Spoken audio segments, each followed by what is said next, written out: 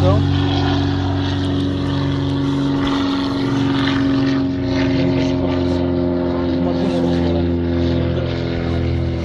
Není to škoda, to auto.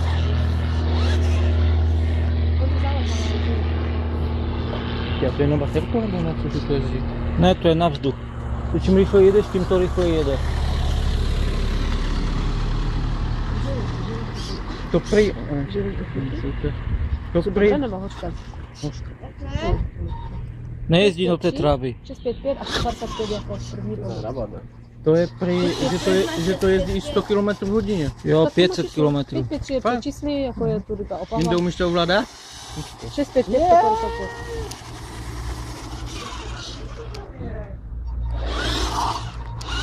Ne, ta kabina není přidělána, ti říkám, ne. Ty auto jede velký jede. Ty nejde jako Honzo. Ježíš. Ty si tak hrával? Já ti hrabnu tež potom, ale. A svůj už, nebo to... Vždyť budíčku kraju. kraju a nejdu tu půjce ovodat, A- a ty ani nezavadil jako. No tak nikdy nevíš, pohneš se, brnkneš a máš ho pod autem. No tak co, tak vám připíšu 4000 na účet, no. To ani nevíš.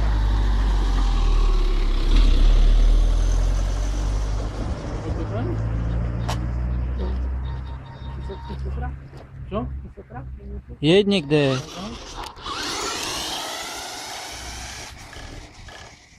Vezme to má... To má také nepřesné řízení? Co? Musí tak koukat? Neumím. Co? Neumím rovně. Co říkáš?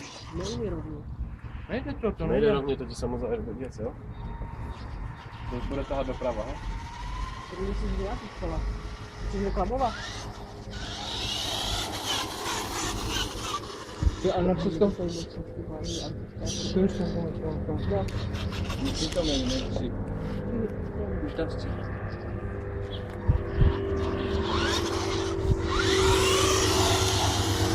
Maximální kule? Maximálně je 30. Cože? Ty, a co jak budeš mít gumy světe, dají se nové tak gumy? Když sjedeš gumy? No ale, jak mi řekni, co budeš dělat, to budeš si každý na ulici pušťat?